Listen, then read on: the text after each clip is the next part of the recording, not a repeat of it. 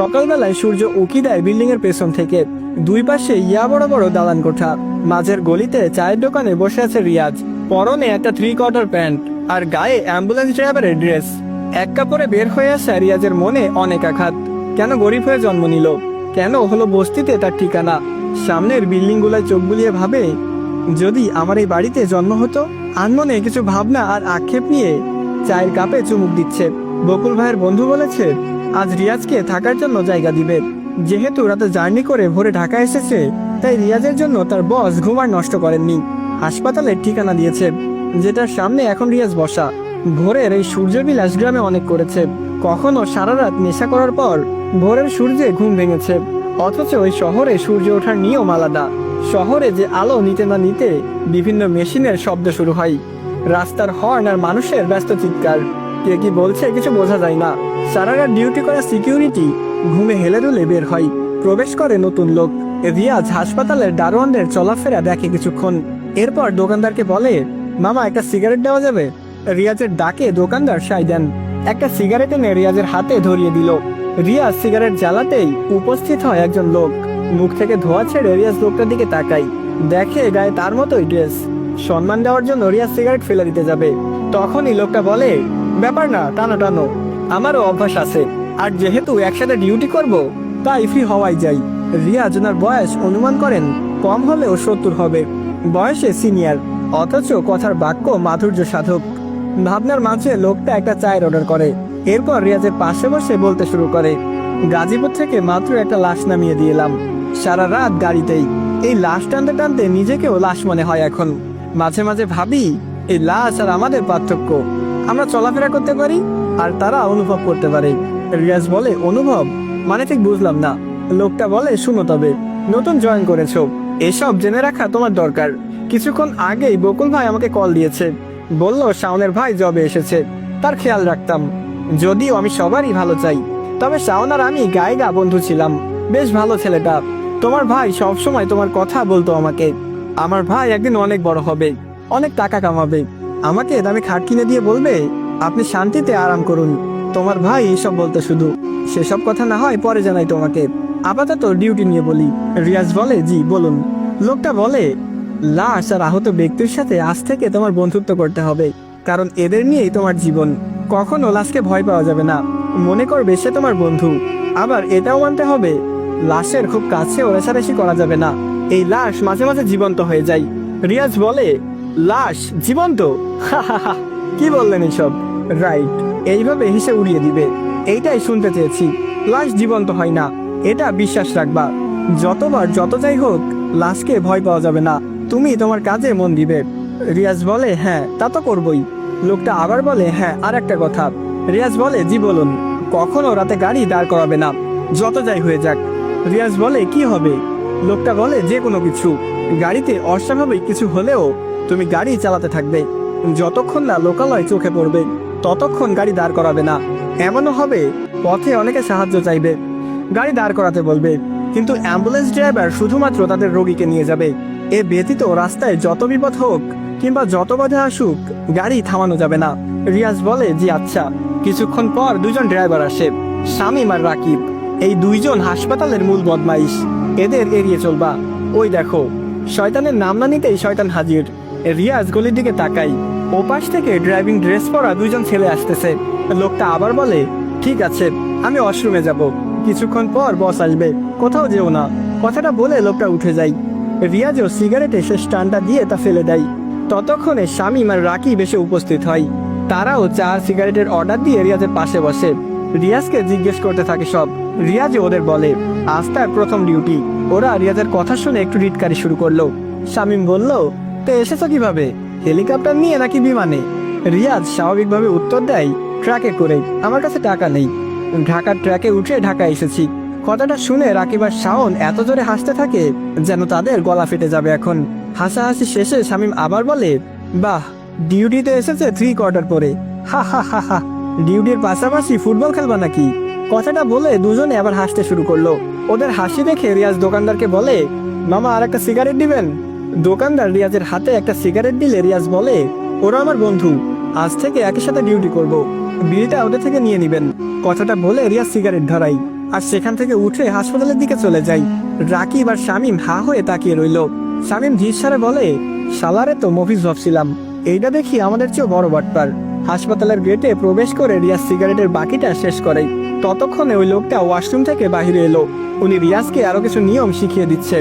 এইভাবে আড্ডায় কেটে যায় 3 ঘন্টা। এরপর এদের বস আসে, যে ড্রাইভারদের কন্ট্রোল করে। রিয়াজ সহ সবাই ওনার সামনে উপস্থিত হবার পর উনি বলে, কালাম ভাই, আপনি রিয়াজকে আজ জামা কাপড় কিনে দিবেন, আর আপনার বাসাতেই রাখবেন তাকে। টাকা অফিস থেকে নিয়ে যান, স্যালারি থেকে কেটে নিব। আর মর্গে 2টা লাশ আছে, এগুলো আজ দিনাজপুরে নিতে হবে। রাকিব আর শামীমকে ওই 2টা লাশের সাথে পাঠাবেন। আপনি আপাতত রেস্ট নিন, সারা রাত গাড়ি চালিয়েছেন। বসের কথা শুনে রিয়াজ জানতে পারে তার ভাইয়ের বন্ধুর নাম কালাম। বস আদেশ দিয়ে চলে যায় উপরে। কালাম সাহেব রিয়াজকে বলে, নতুন জীবনে পা রাখতে যাচ্ছ, তুমি অপেক্ষা করো, আমি টাকা নিয়ে আসি। রিয়াজ হ্যাঁসূচক ইঙ্গিত দেয়। উপরে ওঠার আগে কালাম সাহেব দাঁড়িয়ে বললেন, আর ওই শোন, হ্যাঁ তোরা 2জন লাশের কাগজপত্র বুঝে নিয়ে ঠিকানায় দিয়াই, কাজে যাতে দেরি না হয়।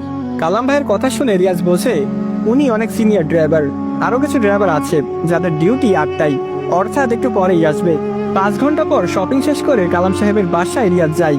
কালাম সাহেব রিয়াজকে সবটা দেখিয়ে দিল। রুম আর বারান্দা একসাথে পেয়ে রিয়াজের খুশিতে নাচতে ইচ্ছা হচ্ছে। সব দেখে রিয়াজ যায় ফ্রেশ হওয়ার জন্য। গোসল সেরে রিয়াজ ওয়াশরুমের বাহিরে আসতেই দেখে কালাম সাহেব রিয়াজের দিকে ভয়ঙ্কর চাহনিতে তাকিয়ে আছে। রিয়াজ ব্রুকুচকে কালাম সাহেবকে বললেন, কি ব্যাপার ভাই, এইভাবে তাকিয়ে আছেন কেন? কথাটা শেষ করতেই রিয়াজ দেখে কালাম সাহেব প্যান্টের পেছন থেকে একটা ছুরি বের করলেন। চোখে অনেক রাগ আর হিংস্র চাহনি, যেন রিয়াজ ওনার বড় কোনো ক্ষতি করে দিল। রিয়াজ কিছু জিজ্ঞেস করার আগেই কালাম সাহেব ছুরিটা নিয়ে তেড়ে আসে রিয়াজের দিকে। রিয়াজ চোখের সামনে হুট করে দরজা বন্ধ করে দেয়। দরজা তো লক করে নিয়েছে, কিন্তু বাহির থেকে আসা ছুরির আঘাতে দরজা ছিদ্র হয়ে গেল। রিয়াজ বাথরুমের ভেতরে ঢুকে ভাবছে শুধু, আচমকা কালাম সাহেবের এমন আচরণ কেন হচ্ছে। এদিকে দরজার বাহির থেকে কালাম সাহেব ছুরি বের করে নেয়। রিয়াজ কিছুক্ষণ চুপচাপ ওয়াশরুমে দাঁড়িয়ে রইল। কালাম সাহেবের কোনো নড়াচড়া নেই। একটু পর রিয়াজ বের হওয়ার সিদ্ধান্ত নেয়। তবে বের হওয়ার আগে দরজার ছিদ্র দিয়ে চেক করে নিল। দেখে কালাম সাহেব রুমে লম্বা হয়ে শুয়ে আছে। রিয়াজ আর কিছু না ভেবে দরজা খোলে। এরপর দেখে কালাম সাহেবের পাশে ছুরি, দেখতে জ্ঞানহারা অবস্থায় ফ্লোরে পড়ে আছে। রিয়াজ দৌড়ে গিয়ে আগে ছুরিটা হাতে নেয়। কালাম সাহেবের কোনো রিয়াকশন নেই। রিয়াজ ছুরিটা দূরে ছুঁড়ে মেরে কালাম সাহেবকে ডাকতে লাগলেন। কালাম সাহেব জ্ঞানহারা থাকলেও অনেকক্ষণ পর জ্ঞান ফিরে আসে। উনি উঠেই বেকুবের মতো এদিক ওদিক তাকান। সবশেষে মাথা ঘুরিয়ে নিজের বুকের দিকে তাকান। কালাম সাহেব রিয়াজ আর দরজার অবস্থা দেখে বুঝে যান সব। এরপর নিচের দিকে তাকিয়ে একটা দীর্ঘ নিঃশ্বাস ছাড়লেন। রিয়াজ কালাম সাহেবের দিকে বিচলিত দৃষ্টিপাত করে যাচ্ছেন। কালাম সাহেব ধীর স্বরে রিয়াজকে বললেন, আমি জানি কি হয়েছিল। অ্যাম্বুলেন্স ড্রাইভার জীবনে অনেকের আগমন ঘটে, কেউ জীবিত কেউ মৃত। টেবিলের উপর একটা তাবিজ রাখা আছে, ওটা একটু এনে দাও। রিয়াজ কালাম সাহেবের কথা শুনে টেবিলের কাছে যাই। সেখানে রাখা লাল রঙের কাপড়ে বাঁধা তাবিজটা হাতে নিল। রিয়াজ যখন তাবিজটা স্পর্শ করে তখন একটা ভিন্ন অনুভূতি কাজ করে ওর মধ্যে। মনে হচ্ছিল তাবিজটা থেকে একটা গরম তাপ বের হচ্ছে। রিয়াজ এদিকটা আমলে না নিয়ে তাবিজটা এনে কালাম সাহেবকে দেন। কালাম সাহেব তাবিজটা গলায় পরে গেঞ্জির ভেতরে লুকিয়ে নেয়। রিয়াজ ওনাদিকে এখনো তাকিয়ে আছে। এই তাকানোর মাঝে রহস্য জানার উদ্দেশ্য। কালাম সাহেব বসা থেকে উঠে দাঁড়ান। এরপর লুঙ্গি আর গামছা নিয়ে চলে যান ওয়াশরুমে। রিয়াজ আর সেদিকটায় নজর না দিয়ে নতুন কিনে আনা জামা কাপড় পরিধান করে নিচ্ছে। নতুন জামা পরে রিয়াজ বিছানায় বসে রইল। ওয়াশরুমের ভেতরে কালাম সাহেব গোসল করছে। রিয়াজ ওনার অপেক্ষা করতে করতে আচমকা লাফিয়ে ওঠে। টেবিলের উপর কালাম সাহেবের ফোনের রিংটনের আওয়াজ শুনে লাফিয়েছে। রিয়াজ ফোনের দিকে তাকিয়ে রইল।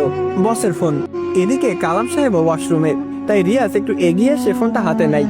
এরপর রিসিভ করতেই বস বলে, হ্যালো কালাম ভাই, রিয়াজকে দ্রুত হাসপাতালে পাঠান। এই মুহূর্তে ফেনীতে একটা লাশ নিয়ে যেতে হবে। আপনি সারা রাত ডিউটি করেছেন, আপাতত রিয়াজকে পাঠান। কথাটা শেষ হবার পর রিয়াজ ধীর স্বরে বলে, বস কালাম ভাই তো গোসলে, আমি আসতেছি একটু পর। রিয়াজের কণ্ঠস্বর শুনে বস একটু উত্তেজিত হয়ে বলে, হ্যাঁ তাড়াতাড়ি আসো, লাশ গাড়িতেই উঠানো আছে, অফিসে এসে আমার থেকে ঠিকানা নিয়ে যাও। রিয়াজ ফোনটা কেটে দিয়ে টেবিলে রাখে। এরপর বাথরুমের সামনে এসে দাঁড়ায়। কালাম সাহেব টিউবওয়েলের পানি বালতিতে ভরছে। রিয়াজ বাহির থেকে ওনাকে ডেকে বললেন, কালাম ভাই, বস আমাকে ডেকেছে, আমি বের হলাম। কালাম ভাই কথাটা শুনেই তাড়াতাড়ি মুখ ধুয়ে নেয়। এরপর দৌড়ে এসে দরজা খোলে, কিন্তু রিয়াজ নেই, নেমে গেছে নিচে। পরনে লুঙ্গি আর ভেজা শরীর, তাই উনিও আর বের হয়নি।